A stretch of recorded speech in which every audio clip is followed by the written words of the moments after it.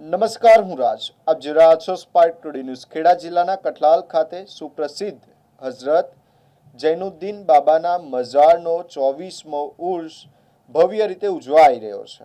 ઉર્સના પ્રથમ દિવસે સંદલ શરીફ અને નિયાઝના કાર્યક્રમોનું આયોજન કરવામાં આવ્યું હતું, જ્યારે આજે મુખ્ય ઉર્સ કાર્યક્રમ યોજાયો હતો.